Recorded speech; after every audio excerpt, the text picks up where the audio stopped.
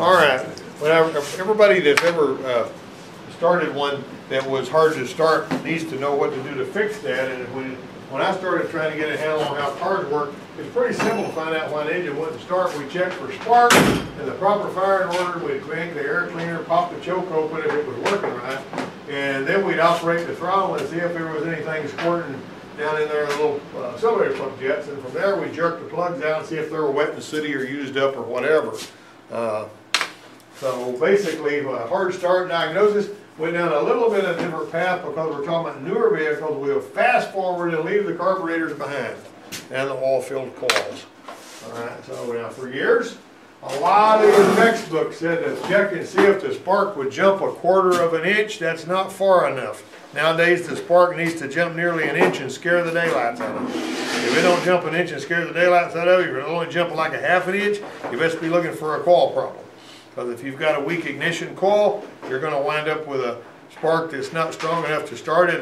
There was one guy that went to work at a dealership over there, and he was working on a Cadillac that wouldn't start, and I asked him on the phone whenever he was telling me, he says, it won't start and all. I said, well, how much of a spark do you have? He said, well, I've only got about 1/4 of an inch. I said, I told you in class that ain't enough. Put a coil on it. He did, and it fired up.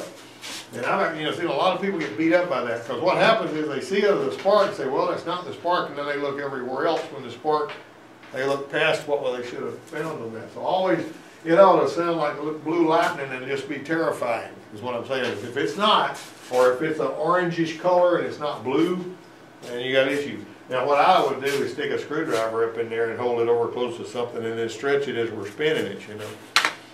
All right, so the hard starting Taurus that I had, it would actually fire up after it spun a while, and on that one, what I wound up finding after I fought with it a little bit was the coil would only have about half as much power as it needed. Now the car would eventually start, but that coil was weak enough to where it would only jump about half as far as it needed to. That's what I was talking about. And so when I finally figured that out, it would bust right off. Now you can get these spark, you had held up a spark tester the other day, and there, you know, that you can actually stretch that out by screwing that out of there and see how far it'll jump. And that little hole, you know what that little hole right there is for? There's a little hole in there in that little tube. Most of the ones we got is just a naked, you know, place for the spark to jump. But that one's got a little hole in it, because when you've got a spark, you've got O3. You know what O3 is? O3 is ozone. Ozone is 3 molecules of oxygen bound together, and that's what lightning makes every time it strikes. And that's what these sparks make every time they strike, and it's very corrosive. We'll talk about that a little bit later. All right, rule number 1 on a single coil vehicle with a hard start concern, good to have an adjustable spark tester. This basically tells you how many volts it takes to jump all that, apparently, I don't know. Now there was a Bronco that would start only with the spark output connector disconnected, and I found that problem with the service bay diagnostic system. I hooked it up. The PCM ground traces would go crazy while the engine was spinning. And that, now the spout connector is the one you unplug when you're setting the timing. If you pull that out, it would just fire right up. But if you put that back in there, it would spin, spin, spin, spin, spin. And so it turned out to be a voltage drop problem at the battery cable to engine block connection. And it was spinning real good, so you'd feel like it ought to affect starter, but it didn't. It was pretty interesting on that one. I saw a Thunderbird doing that one time too. There were burned through rotors and faulty ignition modules. Remember the old GM boat HEI that would burn through the rotor and you wouldn't get nothing. You pull it off, the rotor's burnt through, and you put some epoxy on it, and it'll fire up and go. Now something else that will happen if it's got a more distance underneath there on that rotor for it to go through. I've seen these things, they'll crank and idle just fine. And this would smack you around if you're not thinking clearly. But they idle just fine, and with a distributor in a rotor like that, and you snap the throttle and it just go boom, and it dies. But when you come back to idle, it'll run. It sounds like a fuel problem, because you could cover up the intake and let it cut off most of the air, and it would rev up just fine. That'd make you think you had fuel issues. And I had seen that one time on a car that I fought with for a little bit and finally figured that one out. And every time after that I saw that, it turned out to be a rotor. And it beat another guy up. He cleaned injectors, did all kinds of stuff. And I kept telling him to check the rotor. When he finally checked the rotor, it was burnt through. That was on like a Bronco 2 or something like that. Anyway, more sputtering and stumbling than hard start, unless it's an old HEI Chevy, you'll find on that. Now with spark either verified or eliminated as a possible cause, Next, we need to know about our no start. How much battery voltage is still available with the starter spinning over? Now when that Ranger, or when we used to use it, we would actually have where it would sound like the starter was spinning plenty fast enough to start the truck, but the battery voltage would drop below the threshold the PCM would accept to fire the injectors. So I wouldn't even operate the injectors if it was below about 7.2 volts, 7.5, something like that. And so if you got one spinning over, see how much battery voltage is there. That's real easy to do. It doesn't cost anything to do it. And you know, we've seen some of them where you would have to hook a good strong, well, when we first started this gray one out here, we had to actually hook the battery charger up to it and all that to get enough of a boost in there where it would fire up and all. Power stroke diesels are the same way. If they've got below about 7.5 volts, they won't even operate those Huey injectors on those on the old 7.3. If the system voltage is sufficient, you got to know whether or not the injectors are clicking and what their pulse width is in milliseconds. You can do that with a scope or an enhanced scan tool if you're measuring milliseconds. You can listen to the click with something against your ear. Sometimes you can feel them with your fingers. See if you feel them clicking. If the injectors are clicking, then you know, where does that come from? How does the PCM know to click the injectors? How does it know to fire the coil? Anybody know? Cam sensor. Huh? Cam sensor. Well, that's another story, but the crank sensor is where everything starts. But here's the thing about cam sensors. Cam sensors may cause a hard start and may not. It depends on the vehicle. Like for example, if you've got a V6 Nissan Maxima, now some of those I've seen, if it starts hard, it's got a cam sensor in each head. If one of the cam sensors is bad, it will start every single time, but it'll start hard. Now that Buick we were fighting with, the cam sensor, if the cam sensor happened to short out while it was running, it would keep running. But when you shut it off and tried to start it, of course, if the cam sensor bounced a couple of times, it might cut it off. But if you shut it off and the cam sensor was shorted, you wouldn't get spark or fuel injection on that one because it was a darn cam sensor. And so we actually scoped the crap out of that thing and figured out finally that that wire was shorting out against the power steering pulley, and we put another pigtail in there and pulled it back out with a booger bear. But the cam sensor, for example, you can unplug the cam sensor on an engine like this one. It'll start every time. Throw you a PO340 code. You know, but it'll start every time. And on that on a Mercury Sable, on most of your Fords, if the cam sensor is unplugged, couldn't care less. It'll fire right on up.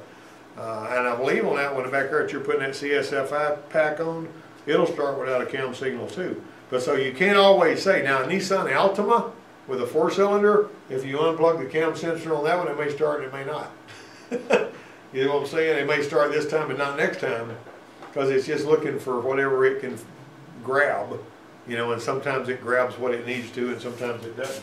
And that's hard. I mean, that's a sort of a rough way of saying it, but anyway, the data stream's not giving you real world information like a scope is. It's giving you a window into what the PCM's trying to do, and that usually updates pretty slowly.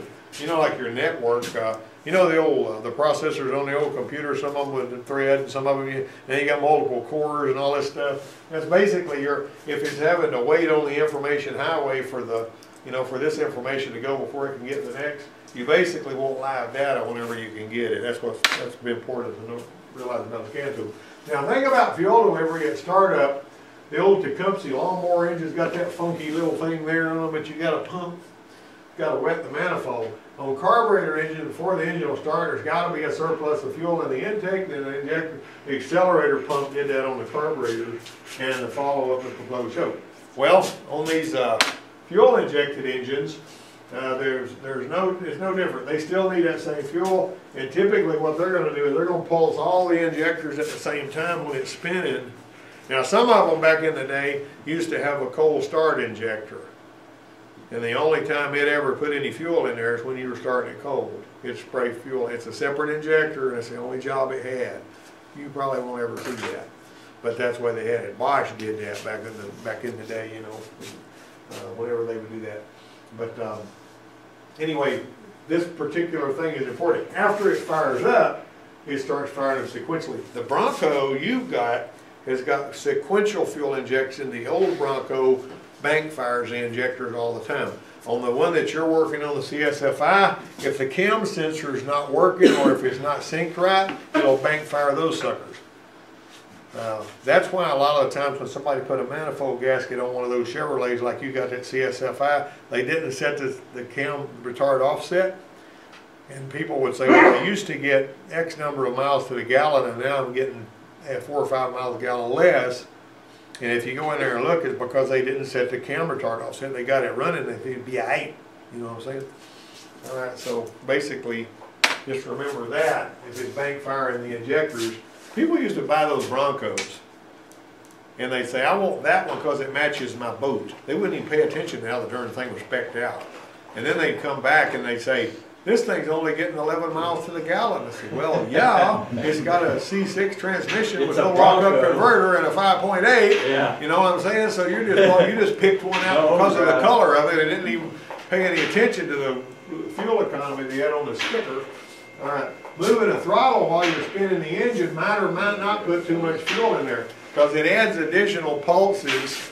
If you have your able to watch that in real time, when you operate the throttle, it puts extra fuel injector squirts in there because it's doing the same thing the accelerator pump would do on your race car. All right, so watch for in-range TP sensor failures that might cause hard starting. If that TP sensor voltage is floating, and it thinks you're hitting the gas, it may put extra fuel injector squirts in there. I've seen them foul the plugs for that reason almost, and then puff out black smoke and all that kind of thing. All right, now the more importance of air on non-electronic throttle control vehicles is important for the idle air control to be wide open during your start, because that's your no-touch starting. You don't have to touch the gas, there's plenty of air there, fire it up. If that little sucker is stuck or if it's not working, and on some of your Fords like this one here that uses amperage to pull it, pop it back, it may stick like in there like a cork. And people would say, this one woman will say, well, she calls me and she said, my Explorer won't start and all this.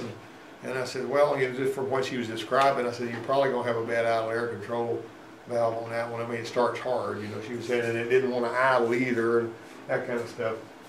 And I said, they don't cost much. Have your son buy one from the parts department up front. It's right there, 2 bolts. If he likes wrenches, he can put it on there. He called me back, hey, that's what it was. That's not usually all that hard to find. These right here are a little more aggravating because there's a stepper motor in there, and it's basically, there's a bunch of different ways stepper motors work, but typically, let's imagine you got power here on one leg, and the other 3 are doing this, and they're basically turning that motor, and that's how many steps you got, you know what I'm saying? Steps out or steps in, that's what your scan tool is showing. There is a sheet on that, by the way, that you're supposed to already have done. So anyway, that's what one of the ones that's got the stepper motor in it. The Ford one's just a 2-wire thing. Incidentally, the Japanese cars, they like to put one on there that uses coolant and electrical. And it costs sometimes like $500 for one of those. And so you can get one of these for like 50 bucks or something like that. Anyway, beware of wet spark plugs. You can have every darn thing you need on a car as far as it can be in time. It can have a good strong spark. It can have everything it needs. But if the spark plugs are wet, the spark's going to run on this wet rather than jumping across the gap, and you ain't going to have nothing there. So the voltage follows the path of leakers. This is called flooding, and it can wash down cylinder walls in a flash. If you got the idea one might be flooded, like if it's just firing now and again on this plug or that one, that's when you hold your gas pedal all the way to the floor to let as much air go in there as it can to dry those plugs out. A lot of times it'll bust off and fire up that way. All right, the throttle position sensor that's drifting into the wide open throttle range with no throttle movement can cause that too. I went one time to somebody's house, it was a friend of mine, and he had a Lincoln that wouldn't start. And I measured, I always got to work, you know, back until 1988, Ford didn't have data stream on anything, and so I had to measure all the voltages at all the sensors and everything and figure out what was going on. And I measured the throttle position sensor voltage, and it was all the way up at wide open throttle, which shuts the injectors down and all that. My lunch partner one day says if when I'm driving my car, if I kick it up in neutral when I'm going down a hill so that the RPM will drop, am I saving gas that way? Well, I mean, he was just, you know, trying to be fastidious. And I said, no, you're not saving gas. You're burning more. So why would putting it in neutral when he's coasting down the hill need more gas if the RPM is lower? Everybody's really quiet in here. Because the engine's not underloaded. And the algorithm is typed so that it shuts the injectors off when you're coasting, because they don't need to put fuel in there when you're coasting. If it knows you're coasting, and it will, then it turns off the injectors, because they don't need to put no fuel in there when you're coasting, because you actually got engine braking that's driving the engine anyway. And so then when you go back into it, you know. Also remember that these that have the see what I'm saying? I feel it. I actually feel it with mine. When you go back, you feel it kind of catch. Yeah. There is a little algorithm that I like to quote sometimes. It makes me sound really smart, but I'm really not. And Ford typed it. They would say at a calculated pulse width of less than 1.2 milliseconds and an engine speed greater than 1200 RPM, the injectors are turned off. That means when you're coasting, it turns off the injector. Now, that's going to be on a pop test tomorrow morning. How many of you know what FAST car stands for in the brakes? FASCAR. Fluid analysis stimulated by copper alpha reactions. Now you got to be able to say that back to me after lunch, okay? Okay. All right. ECT, IAT. An ECT or IAT sensor can develop an open circuit and cause hard or no start issues. Here's an example of that. See that one right there? Engine coolant temperature sensor was 41 degrees. Intake air temperature sensor was reading 104. That was a lie. Well, what happened was, this was a Dodge truck that came into the body shop, and when the weather was all cold and everything, it was doing just fine. Well, it started, even maybe it was there when it was warmer and it got colder. I don't remember. But anyway, this right here was telling the truth. But on this enhanced data stream, not the old OBD, you know, the generic data stream, it never lies about the temperature. Well, on the enhanced data stream, the smart aleck says, well, if this sensor fails, we're just going to substitute a value that will probably work. So instead of letting it say 40 below, it says we're going to cram 104 in there. Well, if you've got this at 41 and that at 104, it puts gas in there like you wouldn't believe. And it just wets the darn spark plug. And I found, whenever I measured that voltage right there, you could tell that sensor was completely open. There's nothing there. And what was crazy about it, the sensor looked brand new, like it had already been replaced. Well, the way that played out, they went to the parts house, they pulled the code. Oh, yep, you need an IAT sensor. They gave him one that was just as bad as the one that was in there.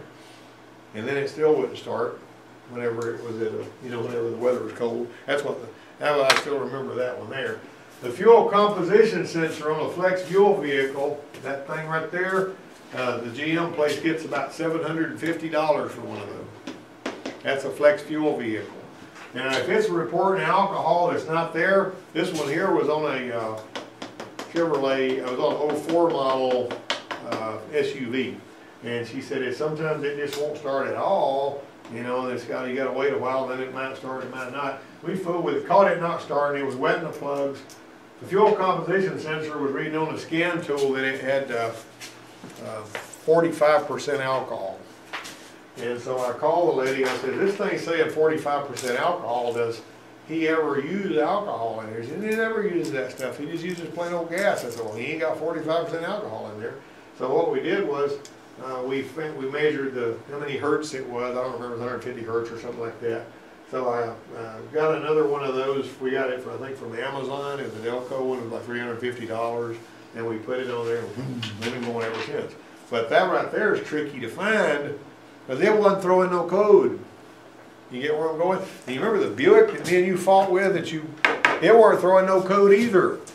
The only code it was throwing was it needed a thermostat. I mean, P0128, you know, that's aggravating. You know, you expect that thing to give you a code and to give you something to work with, but I don't always do that. A lot of people have an idea that I get a job somewhere and I can just plug in a scan tool, get a code, change your part, and make the big money. That sounds good till you get out there working, and then you get your fanny kicked all over the place because the code don't always tell you what to do. The one y'all are working on now, giving you a firing on all kinds of cylinders code. The Cadillac Escalade that I was always talking about, that this lady came in there and she says, I've got a traction control line on. I said, okay, well, this is an 07 Cadillac. We're not doing a lot of network stuff now because we got a bunch of network codes on it, right? And I said, well, this, you know, the Cadillac place may have a reflash for that or something. I didn't look it up. I just said, we're not doing that right now. We're doing brakes and that kind of stuff.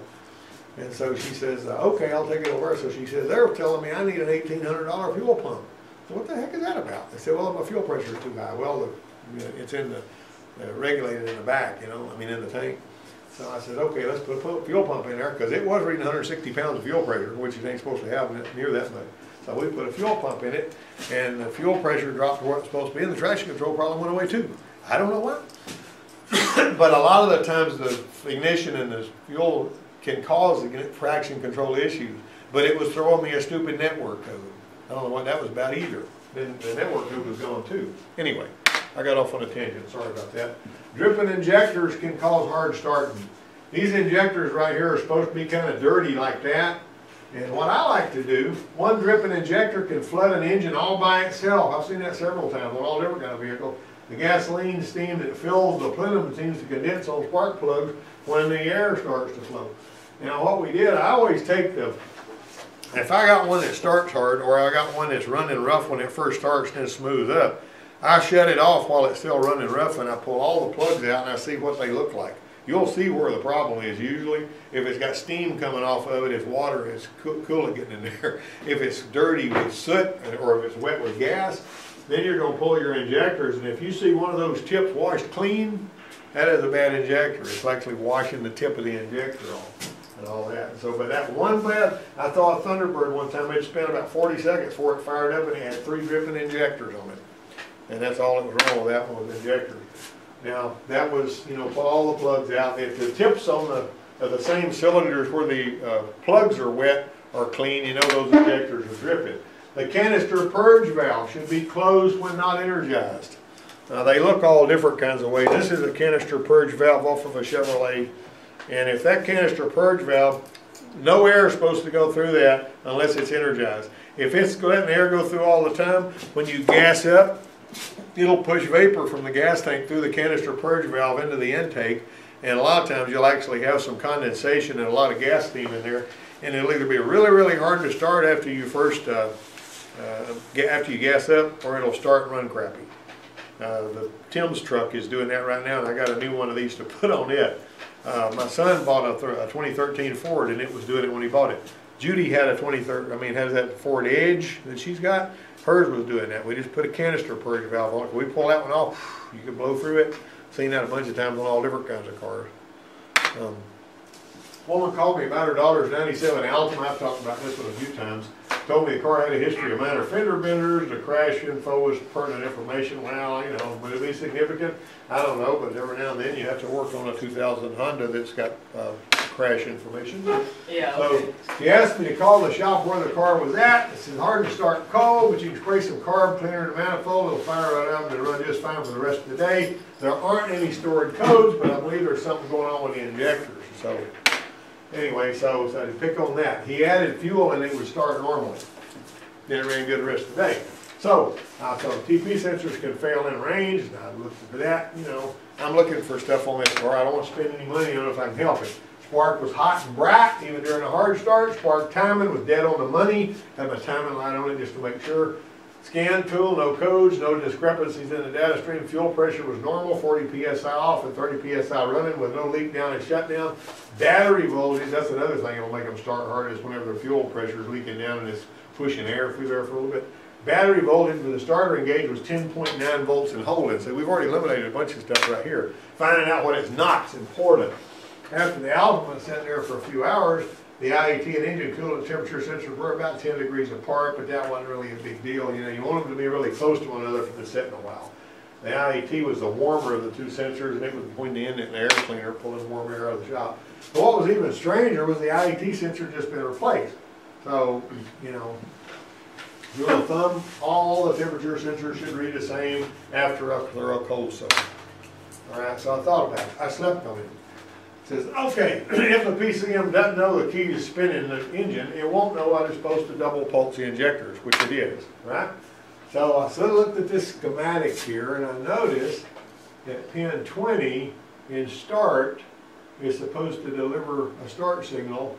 And so what I did was, I went to that, look at that fuse right there. I said, I wonder what's going on there, because I didn't have no power there. Somebody had pulled that darn fuse out of there.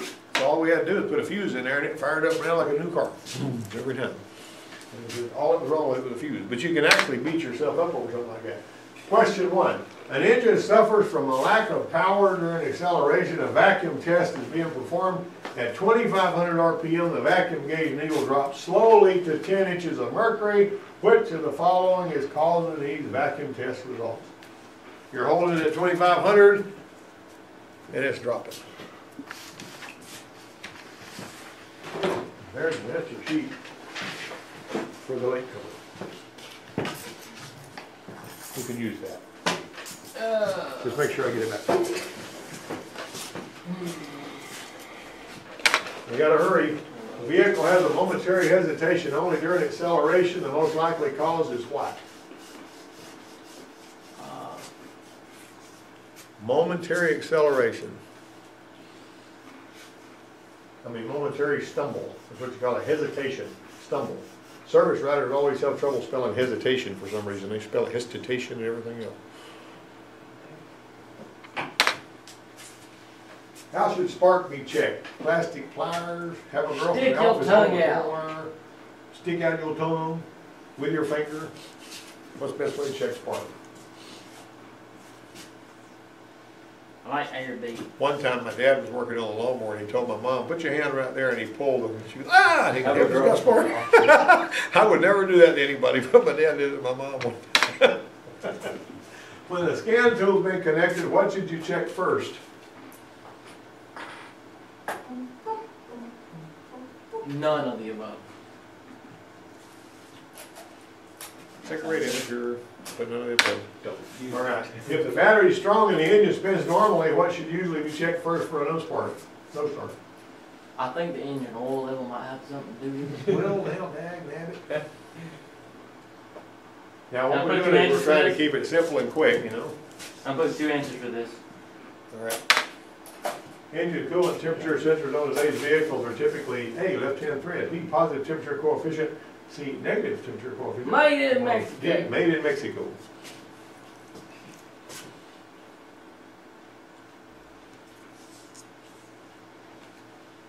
I don't know what this is. Is it positive or negative? I don't learn this. You don't really Yeah, think you it goes did. down. You learned it in engine performance. You took this same test when you were in Geneva. And what was it 93 again? octane gasoline burns what? It's slower.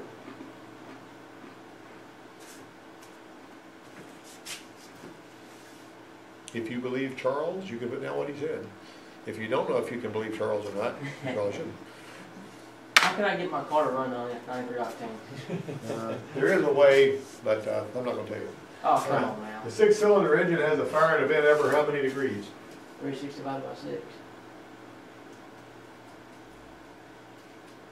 Which is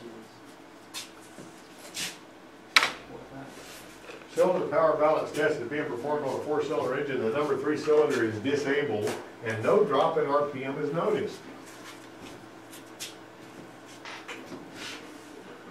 You don't notice any change at all. There's this thing as an engine cylinder power balance test. There's no one wants to drop you in to get it.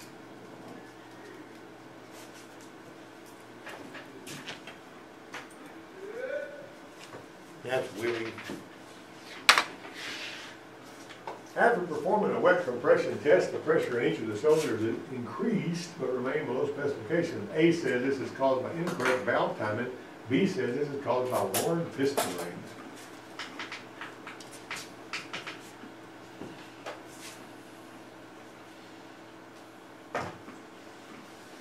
Here,